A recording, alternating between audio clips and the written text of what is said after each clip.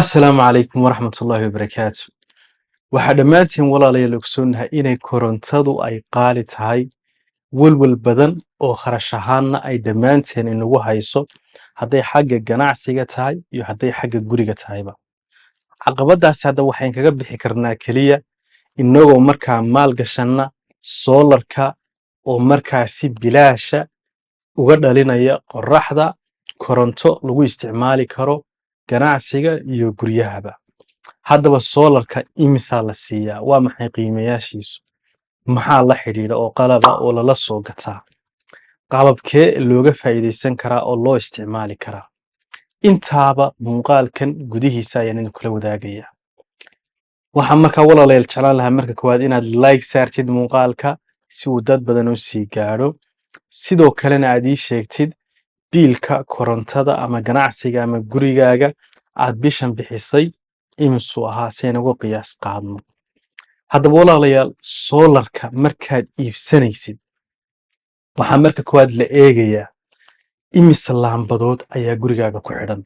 Tusaale ahaan laambadu hadday tahay 10 watt ama 15 watt ama 20 watt oo kale oo 10 laambadood ay yihiin waxaad u baahanaysaa soolar 200 watt ah. Haddii yacni 5 jaajar oo moobilada lagu dabeeyo oo kale oo midkiiba 5 watt yahay ama 10 watt yahay oo kale 5 qof oo min 10 watt jaajar haysta waa 50 watt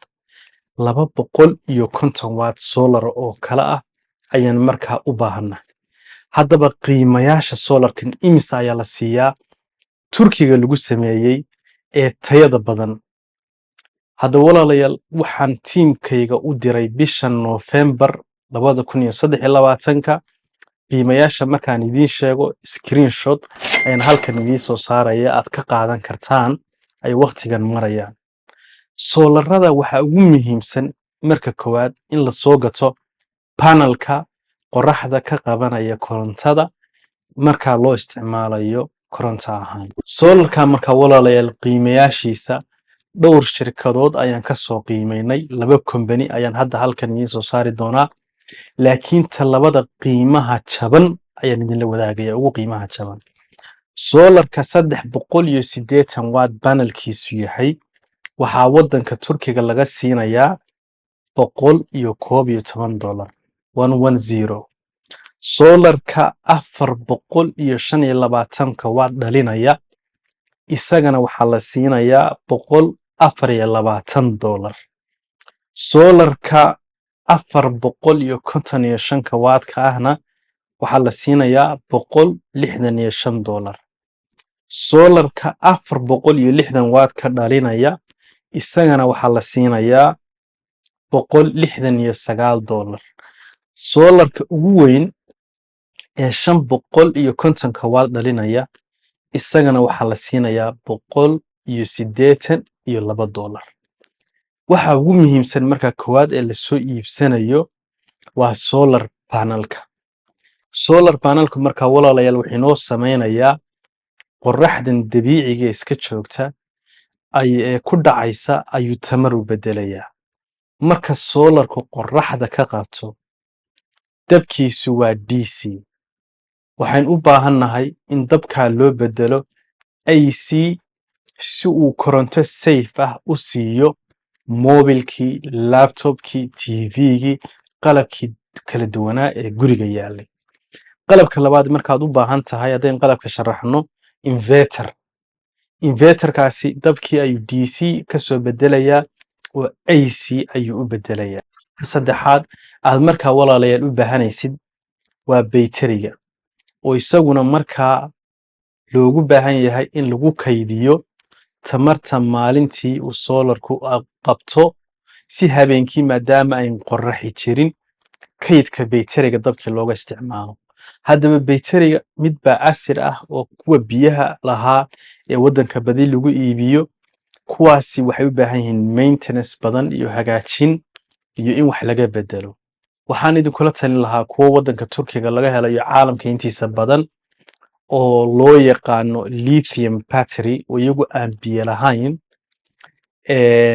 aad iyo aad dab badanna qabta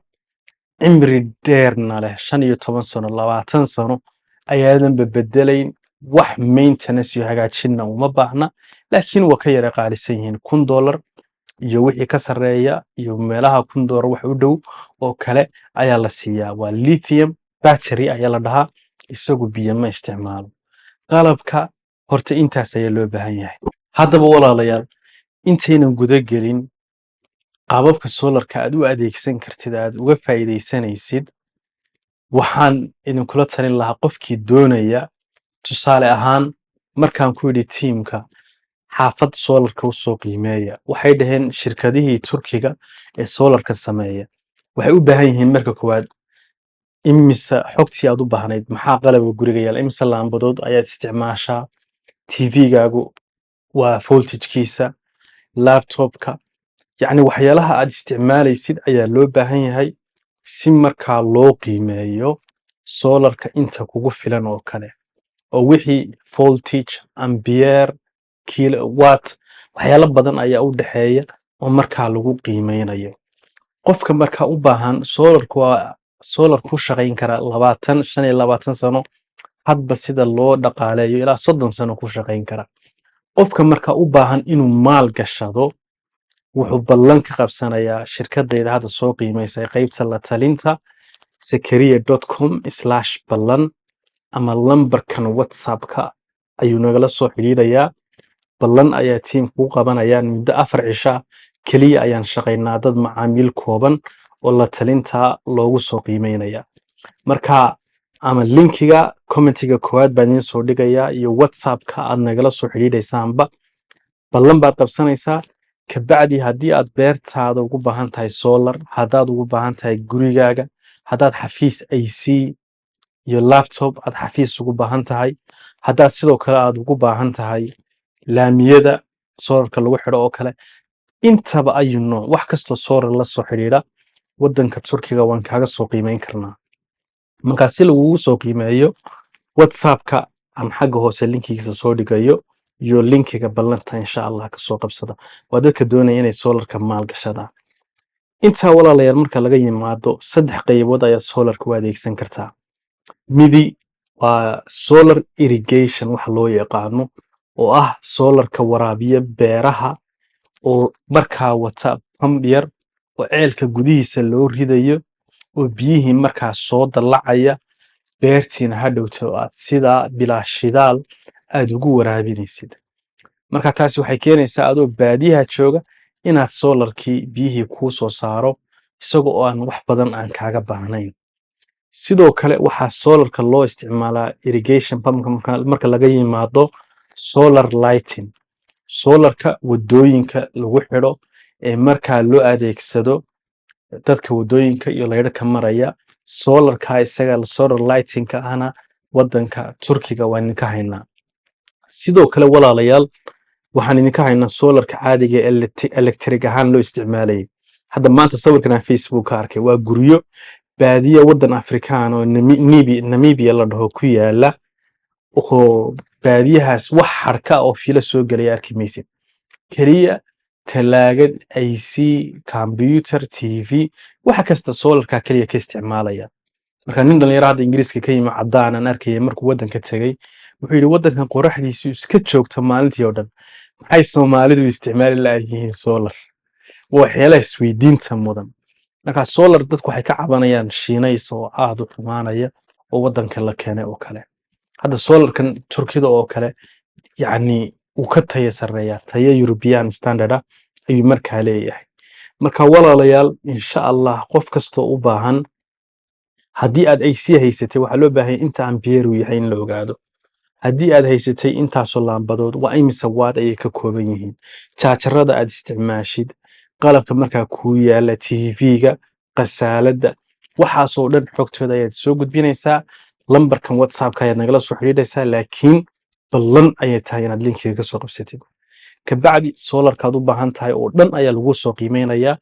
haddii aad xaafad u isticmaalaysay haddaad ganacsi u isticmaalaysay haddaad xafiis u isticmaalaysay haddii aad beertaada u isticmaali lahayd iyo haddii aad wadooyinka sharciyada u isticmaali lahayd intaba turkiga ayaa tiimkayga qaybta consultancyga ay kaaga soo qiimeynayaan insha allah whatsappka nagala soo xidhiidh intayn muuqaalkan muuqaala iyo ganacsiyo aan turkigeena kala furi karno playlistigan sare ka daawada walaalkiin Sakariya Cabdilaahi Cali. Asalaamu calaykum waraxmatullaahi wabarakaatu.